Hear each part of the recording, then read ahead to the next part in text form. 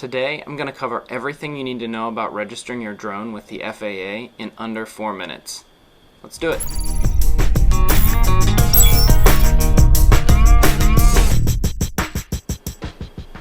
The first question that needs to be answered is, do I have to register my drone?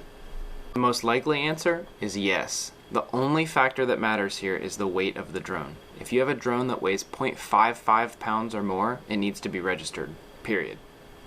If you have a drone that weighs over 55 pounds, which is unlikely, you're going to have to file a paper application. So check out the link to my article in the description below, and that'll get you to the download that you need for the paper application. Next, I'm going to be talking about drone registration requirements, including the cost. There's 3 requirements to register your drone. First, it costs $5 to register your drone. Second, the person registering the drone must be 13 years or older. And third, like I just said, if your drone weighs between 0.55 pounds and 55 pounds, it can be registered online. Next, let's talk about the drone registration process. The first thing to mention here is that when you start looking up drone registration, you're going to come up with a lot of third-party sites that will help you register your drone. Don't sign up for these sites, you don't need them. The FAA's Drone Zone is more than sufficient to register your drone. In fact, it's the best way to register your drone because you know that you're doing it directly through the FAA. You don't need a third party to help you with this. It's not that difficult. With that out of the way, let's talk a little bit about using the Drone Zone.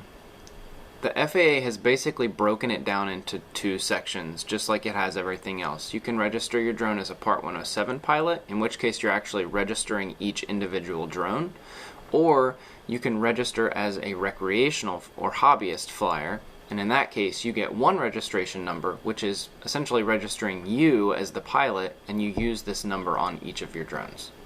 So first we're going to talk about how to register your drone as a Part 107 pilot.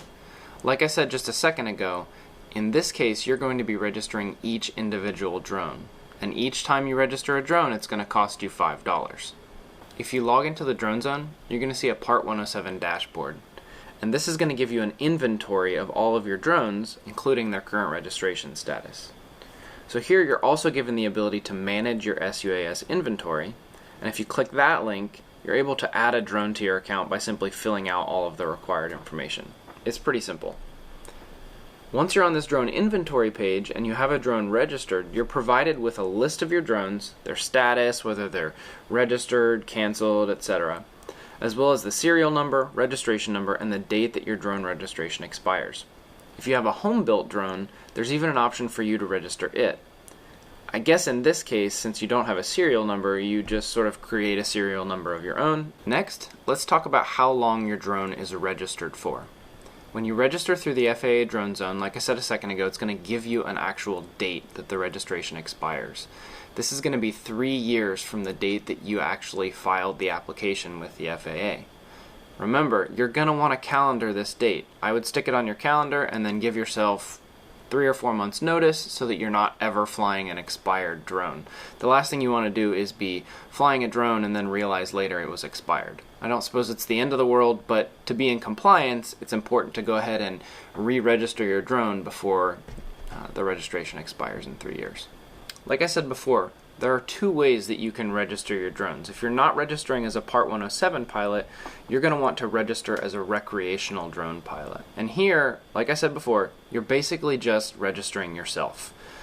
You're only going to pay the $5 fee once, and all of your drones are going to be covered under this one registration number. So you're going to use this registration number on all of your drones. You're not actually registering your drones with the FAA. At this point, you're just registering yourself with the FAA.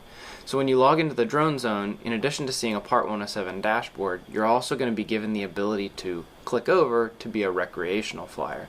It's pretty convenient, and it actually even gives you the ability to copy over all of your Part 107 information, just in case you want to use the same information, same address, contact info, all of that kind of stuff. If you don't have to copy it over, but if you do, it's there and you don't have to recopy all of your information.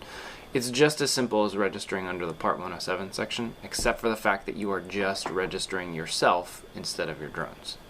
Next, let's talk about labeling your drone. At first, I thought this was kind of a silly requirement, but I guess it kind of makes sense. It's a little bit like a tail number for a manned aircraft. But the FAA actually requires, whether you're registering as a Part 107 pilot or a recreational pilot, that you place the registration number on all of your drones in a visible spot. So we've gotten a label maker. We basically just print out the label and put it on top of the drone. It's pretty simple. If you're a Part 107 pilot, remember, you're going to be doing a separate registration number for each drone. If you're a recreational pilot, you're going to be doing the same number where you've registered yourself, and you're going to slap that on all of your drones. Check out the link to the article in the description below. I've got some great tools for putting labels on your drones if you're interested in that, but be warned, if you get a label maker, it's a little bit addictive. Alright, so what happens if you don't register your drones? The FAA can slap you with up to $27,500 in civil penalties or up to $250,000 in criminal penalties. Go ahead and register your drone for $5 now and save yourself all the legal and monetary headaches. Hey everybody, that's it for today. Thanks for checking out my video. If you enjoyed it or found it helpful in any way, go ahead and subscribe, or feel free to check out either of these other two videos that I think would be good for you.